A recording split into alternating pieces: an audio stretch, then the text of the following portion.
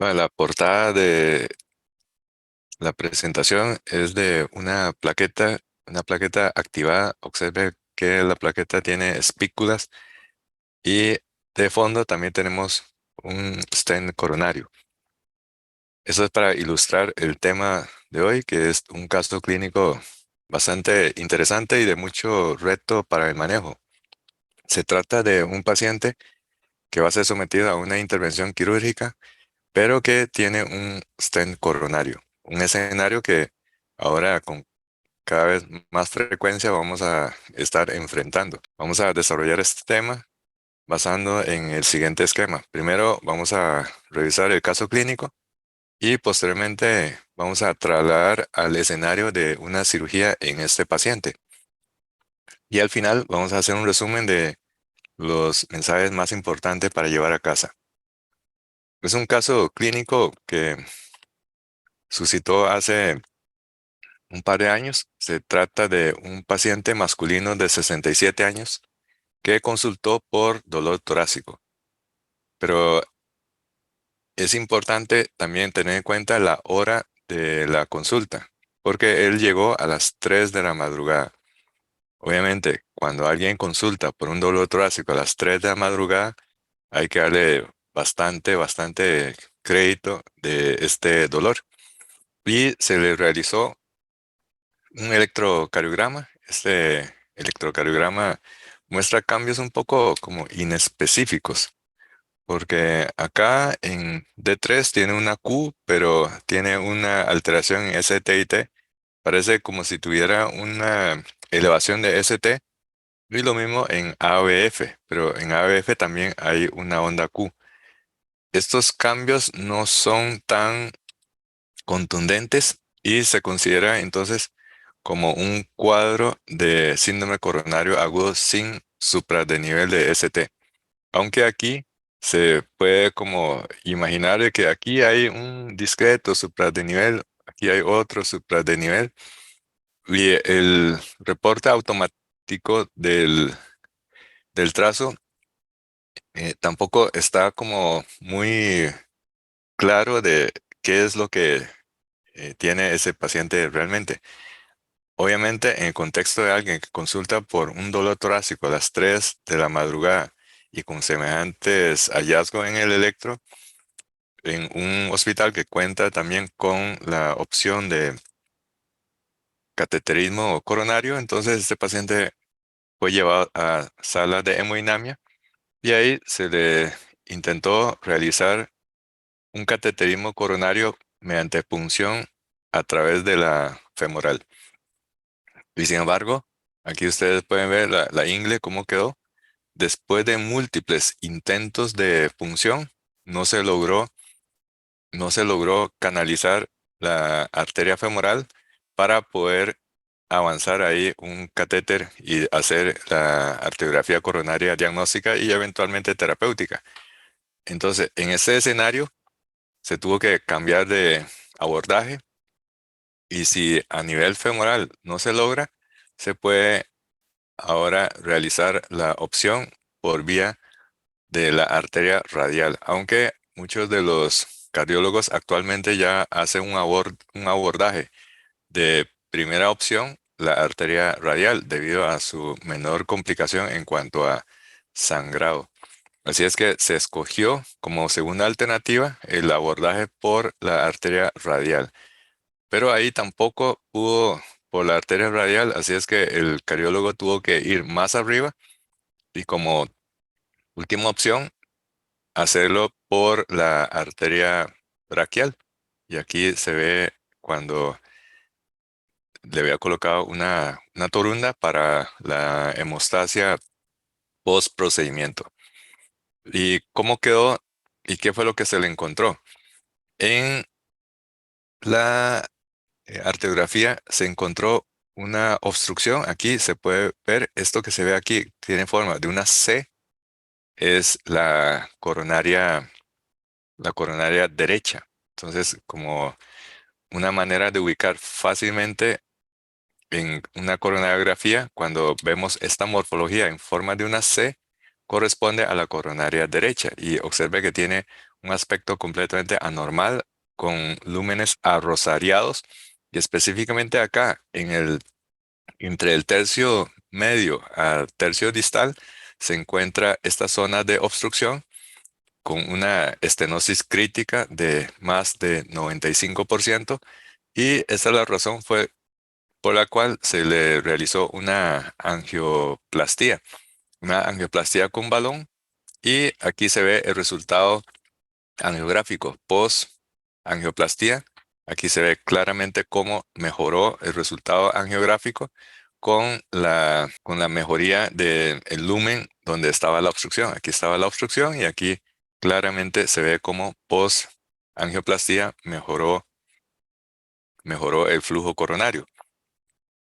¿En qué consiste este procedimiento? Entonces, consiste en que si aquí hay una zona de estrechez, se pasa un catéter y luego se infla un balón de angioplastía. Esto suele ser a varias atmósferas, y puede llegar hasta 12 atmósferas de presión este balón, pero lo que está haciendo es no curar de la enfermedad coronaria, sino fracturar la placa y de esta manera abrir el espacio, pero eso se puede colapsar. Entonces, para eso se le da un forro de refuerzo, que es con la colocación de un stent. Este stent, que se hace de aleación de níquel y titanio, permite mantener ahora con este stent, mantener como una especie de soporte para evitar el colapso de las paredes. Recuerde que en la angioplastía con el balón no se está quitando el ateroma, simplemente está fracturando y es una pared completamente enfermo. Por ende, se tiene que colocar un stent para ferulizar. Pero esto obviamente lo que hace es alborotar el sistema de coagulación, tanto la hemostasia primaria como la hemostasia secundaria. Y cuando hablamos de una circulación arterial, ahí las plaquetas son muy importantes para producir la reobstrucción. En este caso, se le indica un antiplaquetario potente. Y lo que se le indica para esos casos es clopidogrel. Como parte del protocolo, se le administra 4 tabletas de clopidogrel, 300 miligramos vía oral STAT, y luego se continúa diariamente 75 miligramos por día. Y eso fue lo que se le dio a este paciente. ¿Por qué el clopidogrel? Porque para evitar la agregación plaquetaria, nosotros podemos utilizar varios mecanismos para bloquear el estímulo del ADP para la expresión del receptor 2B3A.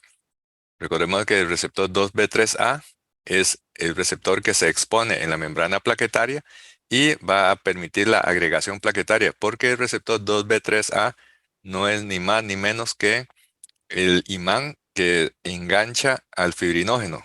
Y el fibrinógeno, como tiene dos extremos globulares, permitiría entonces enganchar plaqueta 2B3A, fibrinógeno 2B3A y la otra plaqueta. Y así se va formando un trenzado de plaquetas. Ese es el fenómeno de la agregación plaquetaria.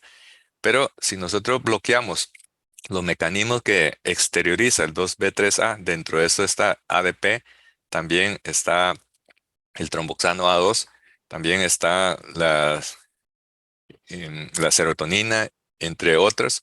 Entonces estaríamos evitando la exteriorización del receptor para el fibrinógeno en la superficie de las plaquetas.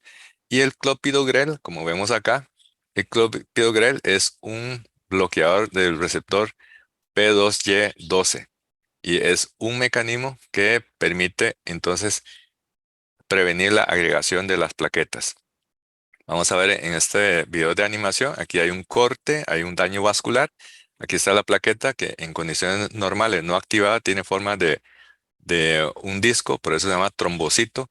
Y aquí lo que estamos viendo después del corte es la exposición del colágeno subendotelial, que son estas hebras, y por medio del factor von Willebrand se va a pegar a la membrana de las plaquetas y las plaquetas se activan volviendo una una estructura en forma espiculada y ahí entonces empieza a liberar de sus gránulos una serie de sustancias. Dentro de esto está la trombina, está también serotonina, tromboxano, etcétera, y va a exteriorizar el receptor 2B3A, y ese receptor 2B3A va a enganchar al fibrinógeno, y fibrinógeno más fibrinógeno lo que va a producir es la agregación de las plaquetas. Y todo este proceso aquí de enganchar plaqueta con plaqueta a través del fibrinógeno va a producir entonces esto que es el tapón hemostático primario, que es un tapón blanco porque está formado por plaquetas. Y la liberación de trombina va a producir un mecanismo adicional para que se produzca la activación de la cascada de la coagulación, la hemostasia secundaria, porque la trombina actúa como una serin proteasa que va a convertir el fibrinógeno en fibrina y así va a reforzar este tapón, este parche para prevenir el sangrado. Entonces acá vemos lo que ocurre, una plaqueta cuando está en reposo tiene esta forma de un trombocito, pero cuando se activa, podemos decir que es una plaqueta alborotada, empieza a convertir en una estructura en forma espiculada. Aquí no podríamos decir que las plaquetas son células porque al carecer de núcleo en realidad no corresponde a una célula propiamente dicha. Más bien podemos hablar que las plaquetas corresponden más bien a fragmentos del megacariocito, que sí es una célula completa. Pero el megacariocito se encuentra en la médula ósea, mientras que estos fragmentos celulares ya se encuentran en la circulación periférica y obviamente al carecer de núcleo no tiene capacidad de reparar cosas y consecuentemente las plaquetas tienen un promedio de vida bastante efímero entre 5 a 7 días. Acá vemos un esquema de cómo el fibrinógeno actúa como el cemento o el pegamento que une plaqueta con plaqueta en el proceso de la agregación plaquetaria. Y el, el receptor de 2B3A es el que engancha un extremo globular de fibrinógeno, mientras que el receptor 2B3A de la otra plaqueta también va a enganchar el otro extremo globular de fibrinógeno, y así es como se va formando este fenómeno que se llama la agregación plaquetaria. La agregación plaquetaria. Y nosotros podemos administrar diferentes medicamentos para bloquear este fenómeno. Por ejemplo, cuando utilizamos clopidogrel, prasugrel, ticagrelol y aspirina, evitamos la exteriorización del receptor 2B3A. Pero si ya este receptor quedó expuesto, podemos inclusive poner otros medicamentos para bloquear, para bloquear este receptor ya exteriorizado. Y un ejemplo es el tirofibán. Entonces, el tirofibán es un bloqueador del receptor 2B3A, mientras que clopidogrel, prasugrel, ticagrelol y aspirina son medicamentos que previenen la exteriorización del receptor 2B3A. Bueno, a este paciente se le colocó entonces un stent, pero hay varios tipos de stent. Ahí están las opciones para el manejo de una enfermedad coronaria aguda. Se puede utilizar la angioplastía sola, lo cual en la actualidad prácticamente ya no se utiliza. Con la introducción de los stent, con la era de los stent, prácticamente la angioplastía sola no es un procedimiento recomendado en la actualidad, sino que se debe de colocar un stent para dar estabilidad a esa placa que está completamente fracturada por ese balón que se infló a varias atmósferas. Entonces tenemos el otro procedimiento que es la angioplastía con colocación de un stent. Y aquí es importante tener en cuenta que hay dos tipos de stent. Hay stents medicados y stents no medicados. Y lo que se le colocó a este paciente fue un stent medicado. Ahora, la pregunta es, ¿por qué se coloca un stent con medicamentos? Estos medicamentos son en realidad inmunosupresores potentes. para evitar una situación que se llama reestenosis intra-stent. Eso lo vamos a ver más adelante. Entonces, este paciente se le colocó un stent medicado. Y es importante aquí tener en cuenta la respuesta de esta pregunta. Para reducir el riesgo de una trombosis intra-stent, se recomienda lo siguiente: dar aspirina de por vida únicamente, aspirina con clopidogrel durante un mes, aspirina de por vida pero con clopidogrel durante 6 meses, o aspirina de por vida con clopidogrel durante 12 meses, o únicamente darle clopidogrel de por vida. Bueno, la respuesta a esta pregunta es la opción D. Se le da aspirina de por vida y se le da clopidogrel 75 miligramos por día durante 12 meses. Y eso fue lo que se le dio a este paciente. Entonces, ese paciente ahora está con clopidogrel una por día más aspirina una por día. ¿Por qué se da este esquema de terapia antiplaquetaria? Eso es lo que se le conoce como DAPT o terapia antiplaquetaria dual. Eso lo vamos a encontrar así en la literatura como terapia antiplaquetaria dual. Dual porque se le da aspirina más, más clopidogrel. ¿Por qué se hace así? Porque el problema es que cuando nosotros le colocamos un stent, entonces es un cuerpo extraño. Este stent generalmente se hace de una aleación en níquel-titanio de alta resistencia a la deformación. Entonces, eso actúa como un cuerpo extraño y el cuerpo va a reaccionar contra este cuerpo extraño a manera como de qué. Como cuando alguien maja una espina y no se lo quita, entonces se le forma un callo. Y el problema es que si ese callo se da dentro de la coronaria recién plasteada, va a producir una estenosis intrastent, o sea, una proliferación de colágeno que va a ir obliterando el lumen de la coronaria recién plasteada. Entonces, ¿cómo hacemos? Tenemos que frenar esa reacción excesiva tisular contra ese cuerpo extraño. ¿Y cuál fue la solución? La solución es darle un stent medicado. ¿Y qué es este stent medicado? El stent medicado es un stent. Hay dos tipos de stent. Aquí vemos el esquema. Aquí tenemos una placa estenótica. Aquí se pasa el stent, se infla con el balón de angioplastía y lo que hace es a fuerza, a punta de violencia, se fractura esta placa para mantener el lumen. Pero este stent es un cuerpo extraño y ese cuerpo extraño va a generar una reacción de cuerpo extraño y aquí empieza a tener una proliferación de colágeno y poco a poco va a ir obstruyendo el lumen. Y aquí ve que no es una obstrucción por un trombo, es una obstrucción por proliferación tisular excesiva. Acá tenemos una animación de un stent medicado. Entonces, después de que se coloca el stent, tenemos que frenar esta reacción tisular. Para ello, se coloca un stent que tiene inmunosupresores. En este caso, uno muy utilizado es el paclitaxel, que es el Taxol, pero también se puede utilizar el sirolimus para actuar como un freno a esta proliferación de tejido, sobre todo con depósito de colágeno.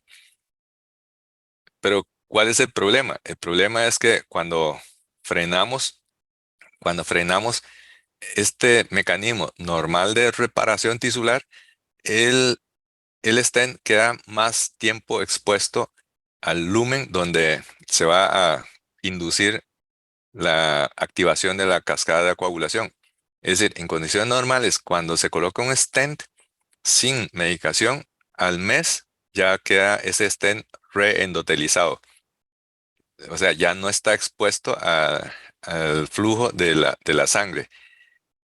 Entonces, el problema de la trombosis aguda de stent desaparece al mes cuando se reendoteliza, pero este stent queda como un cuerpo extraño y va a inducir la proliferación tisular y hay que frenar esta proliferación tisular. Entonces estamos cambiando un problema por otro problema.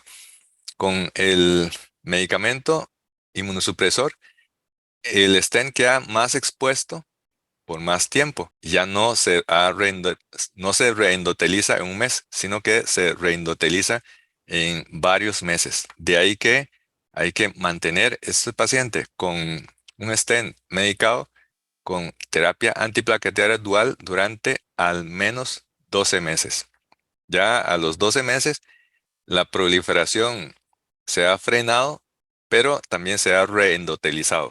O sea, acá vemos la configuración de un stent. Todo esto ha sido diseñado por medio de ingeniería. Aquí hay un montón de mecanismos. Este diseño tiene que ver con las leyes de la física y también cuando se impregna con un medicamento, entonces este medicamento va a liberar lentamente y va a ir frenando esta proliferación excesiva y mantiene el lumen durante más tiempo.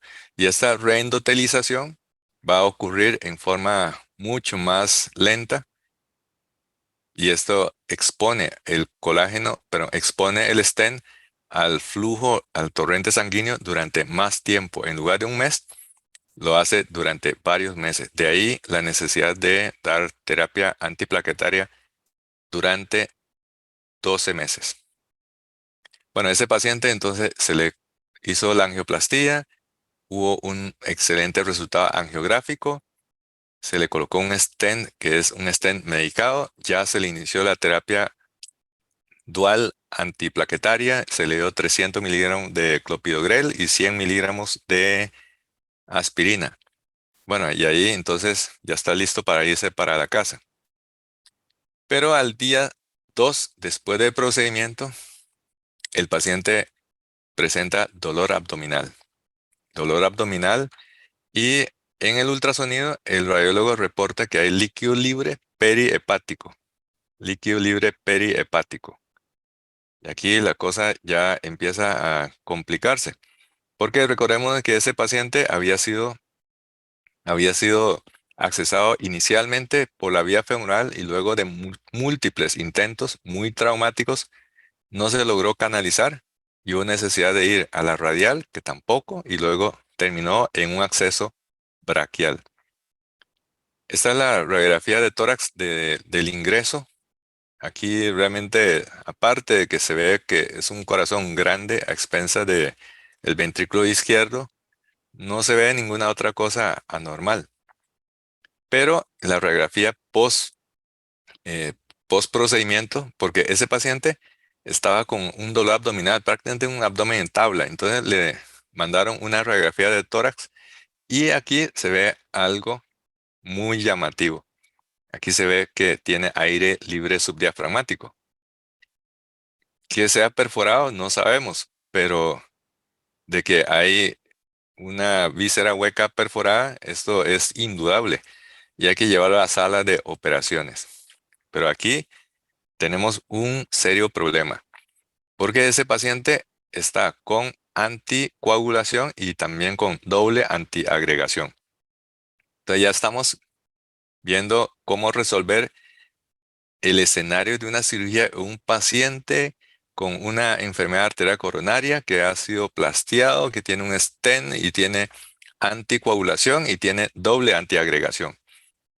Y hay una consecuencia que es predecible. Si nosotros no hacemos nada, esa cirugía con doble antiagregación y además con anticoagulación con enoxaparina dosis full va a tener como resultado muy predecible un sangrado mayor. Acá vemos el registro de medicamento que se le ha puesto a este paciente. Tiene 80 miligramos 2 veces al día de enoxaparina. Aspirina, tiene enalapril, tiene lovastatina, pero aquí también se ve que está con clopidogrel 75 miligramos por día. Previamente ya había recibido una carga de 300 miligramos.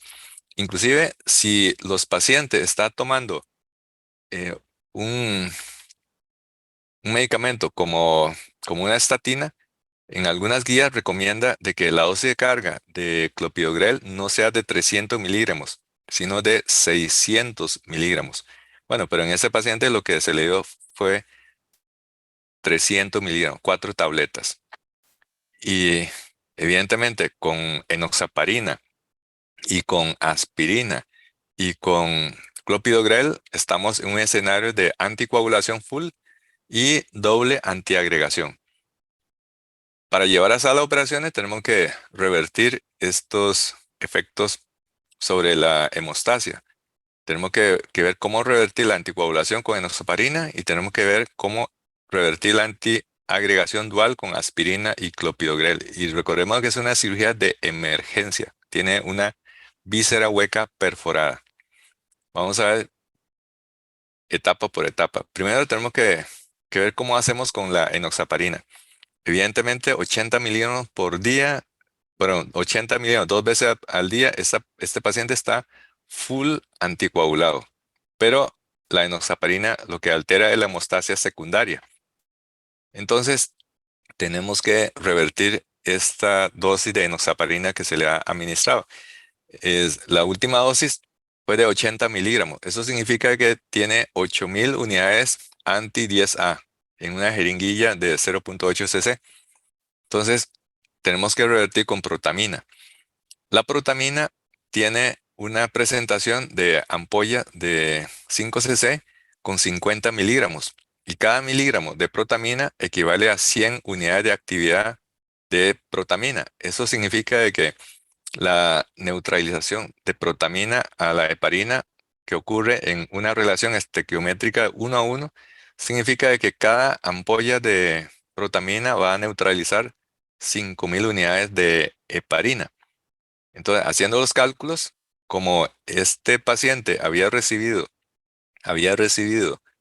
80 miligramos, o sea, 8.000 unidades de enoxaparina, entonces tendríamos que aplicarle ampolla y media de protamina. De hecho, lo que le dimos a este paciente fueron 2 ampollas de protamina, 10.000 unidades de protamina, porque en algunas guías habla de que la reversión de la heparina de bajo peso molecular no es tanto una relación de 1 a 1, sino más bien 1.3 a 1. Entonces, esa fue la razón por la que le dimos 2 ampollas, o sea, 10.000 unidades de protamina. Pero también tenemos que resolver la otra parte, que es que ese paciente está con una doble antiagregación full de aspirina con clopidogrel. Entonces, ya habíamos revertido la enoxaparina, pero hay una necesidad de revertir el efecto de aspirina con clopidogrel. Entonces, para eso tenemos que plantear la pregunta, y bueno, ¿el clopidogrel es muy potente o es un medicamento antiplaquetario de potencia media o baja? Pues sí, el clopidogrel es muy potente. De hecho, es 75 veces más potente que 100 miligramos de aspirina. Eso significa de que predeciblemente, si no hacemos nada, ese paciente va a tener sangrado quirúrgico intra y posoperatorio. Entonces, no hay que perder la perspectiva de que muchos pacientes pueden ser llevados a las operaciones bajo efectos de la aspirina, pero bajo efecto de clopidogrel, el efecto es tan potente que predeciblemente va a tener sangrado. Entonces, para acá aprovechar una estrategia de mnemotecnia para aprender, el clopidogrel es 75 veces más potente que la aspirina. Yo lo memoricé así.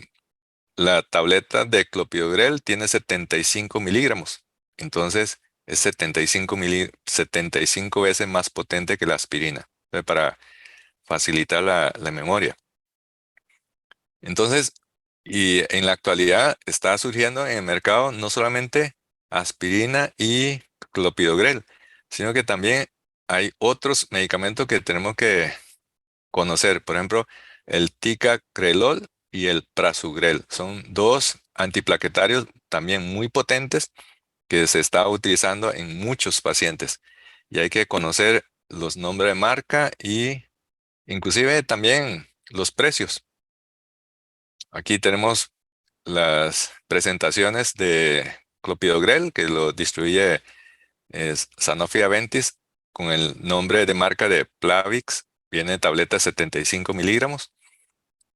La aspirina, que es la famosa aspirinita de Bayer, la carioaspirina de 100 miligramos. Este es el Prasugrel, que es el Effient de 100, de 10 miligramos. Y también el Ticagrelol de AstraZeneca, que se comercializa con el nombre de Brilinta. Bueno, también es interesante verificar los precios de estos productos. Por ejemplo, en la farmacia La Bomba en línea, cuando uno busca carioaspirina para tratamiento por un mes, el precio es de 4.840 colones, con rebajo, porque previamente dice que aquí estaba en 6.000. Es así aproximadamente unos $10. Es un medicamento relativamente barato.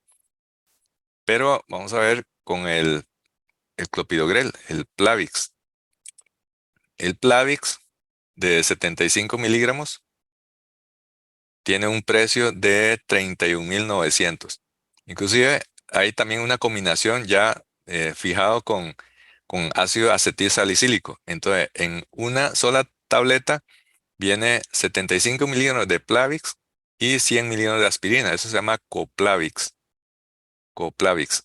Es un poquito más caro en comparación con el Plavix, que solo tiene 75 millones de clopidogrel. Entonces, para terapia antiplaquetera dual, esta es una opción bastante atractiva, el Coplavix, 31.900. Y el Ticagrelol tiene un precio bastante semejante al Plavix, tiene un precio de 32.280 colones con promoción, precios de promoción. Bueno, evidentemente, este paciente, como está bajo efecto antiplaquetario, tenemos que revertir el efecto antiplaquetario y lo único que disponemos es darle plaqueta. Y eso fue lo que se le dio a este paciente. Le dimos un pool de plaquetas. Fueron en total 8 unidades de plaquetas. 8 unidades de plaquetas a una dosis de una plaqueta, una unidad por cada 10 kilogramos. Eso fue el cálculo que hicimos. Y cuando llegas a las operaciones, ahora ya entendemos por qué al cardiólogo le costó la punción, porque ese paciente tenía una vasculopatía periférica, ya había sido sometido a una cirugía de revascularización en ambos miembros inferiores, entonces como que no había opciones y todo lo que estaba ahí era una piedra de arteria. De hecho, ese paciente ya había sufrido una amputación infracondilia bilateral. Entonces no es de extrañar de que al cardiólogo le costó y no era por torpeza o falta de habilidad, sino porque realmente había muchísimas dificultades desde el punto de vista anatómico estructural. Bueno, entonces le hicimos dos cosas. Revertimos la enoxaparina con protamina y también le transfundimos plaquetas por el antecedente de la terapia antiplaquetaria dual. Aquí es importante tener en cuenta esto, de que cuando transfundimos las plaquetas, estas plaquetas no van a sufrir el efecto antiplaquetario de la aspirina y del clopidogrel, porque estos medicamentos, tanto la aspirina como el clopidogrel, tiene un tiempo de permanencia en la sangre relativamente breve. Es decir, cuando nosotros le aplicamos este pool de plaquetas, ya no hay prácticamente ni aspirina ni clopidogrel en la sangre. Pero el efecto de la aspirina y del clopidogrel de las plaquetas previamente que había sido expuesto a estos dos medicamentos, sí van a tener un efecto prolongado porque las plaquetas lamentablemente no tiene núcleo y no puede sintetizar ni enzimas para poder entonces regenerar la función en la hemostasia. Bueno, entonces, ¿cómo podríamos presagiar el resultado intraoperatorio en cuanto a sangrado? que presentó un sangrado excesivo o una hemostasia satisfactoria. Bueno, eso es algo que no podríamos saber hasta tanto el cirujano no pase el cuchillo. Y dichosamente, cuando el cirujano empezó a hacer la laparotomía, fue una línea media, la hemostasia fue bastante, pero bastante satisfactoria. Aquí se puede ver la laparotomía en la línea media y no se ve ese lloriqueo excesivo de sangre.